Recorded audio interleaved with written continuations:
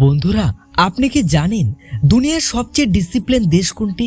এমন একটা দেশ যেখানে ট্রেন 1 মিনিট লেট হলেও রেল কর্তৃপক্ষ ক্ষমা চেয়ে নেয়, যেখানে ছোটবেলা থেকেই বাচ্চাদের শেখানো হয় ধৈর্য, পরিষ্কার পরিচ্ছন্নতা আর আত্মনিয়ন্ত্রণ, যেখানে কাজকে দেখা হয় সম্মানের সাথে আর প্রতিটি কাজ নিখুঁত হওয়া তাদের স্বভাব।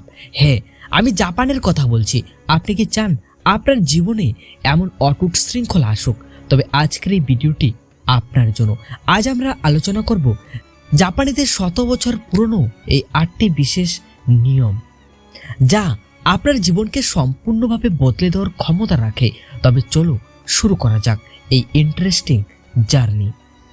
Number 1, kaizen. কাইজেন শব্দের অর্থ হলো উন্নত, পরিবর্তন বা ক্রমাগত উন্নতি। এটা আমাদের শেখায় যে একদিনেই সব বদলে ফেলার প্রয়োজন নেই, বরং প্রতিদিন নিজেকে মাত্র 1% করে উন্নত করার চেষ্টা করুন। লক্ষ্য যদি হয় সকালে 5টায় ওঠা, তবে কাল থেকেই তা না করে প্রতিদিন 15 মিনিট করে আগে ওঠার অভ্যাস করুন। বড় কোনো পরিবর্তনের চেয়ে ধারাবাহিক ছোট পদক্ষেপেই দীর্ঘস্থায়ী সাফল্য আনে। নাম্বার 2, ইকিগাই, বেঁচে থাকার উদ্দেশ্য। জাপানিরা বিশ্বাস করেন প্রত্যেকের জীবনে একটি নির্দিষ্ট উদ্দেশ্য থাকে, যা তাকে প্রতিদিন সকালে ঘুম থেকে ওঠার উৎসাহ দেয়। এটি খুঁজে পেলেই জীবনে সুখ ও শৃঙ্খলা আসে। ইকিগাই হলো 4টি বিষয়ের মিলবন্ধন যা আপনি ভালোবাসেন, যে কাজে আপনি দক্ষ, বিশ্বের যা প্রয়োজন, যে কাজ থেকে আপনি অর্থ উপার্জন করতে পারেন। যখন এই 4টি বিষয় এক বিন্দুতে মিলিত হয়, তখন কাজ আর বোঝা মনে হয় না, বরং তা আনন্দের উৎস হয়ে দাঁড়ায়। নাম্বার 3, ওয়াবি সাবি, অসম্পূর্ণতায় সৌন্দর্য। বর্তমান সময়ে সবাই যখন নিখুঁত বা পারফেক্ট হওয়ার দৌড়ে ব্যস্ত, তখন ওয়াবি সাবি শেখায় যে অসম্পূর্ণতা বা খুঁত থাকাটাই প্রকৃত সৌন্দর্য। যেমন কোনো পুরনো মাটির পাত্র ভেঙে গেলে জাপানিরা তার সোনা দিয়ে জোড়া লাগায়, যাকে কিনসুগি বলে, যাতে তার ভাঙ্গা অংশগুলো একটি সুন্দর ইতিহাস হয়ে ওঠে।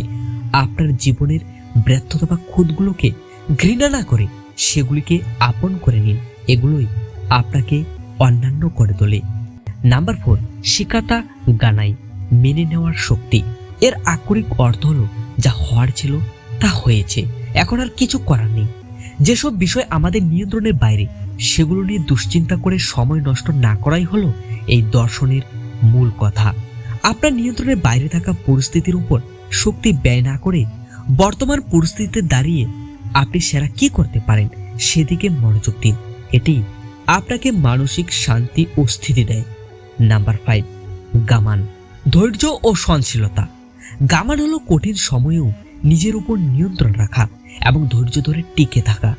কোনো অভিযোগ ছাড়াই প্রতিকূল পরিস্থিতিকে শান্তভাবে মোকাবিলা করা জাপানিদের এক বিশেষ গুণ। এটি আমাদের শেখায় যে জীবনের প্রতিটি কঠিন মুহূর্ত চিৎকার করে জানানোর প্রয়োজন নেই। কখনো কখনো মৌন থেকে নিজের কাজ করে যাওয়া আপনাকে মানসিকভাবে অনেক বেশি শক্তিশালী করে তোলে। নাম্বার 6, অবেটরি, নিজের সাথে তুলনা না করা। এই শব্দটি 4টি ভিন্ন ফুলের চেরি, প্লাম, পিচ ও অ্যাপ্রিকট নাম থেকে এসেছে।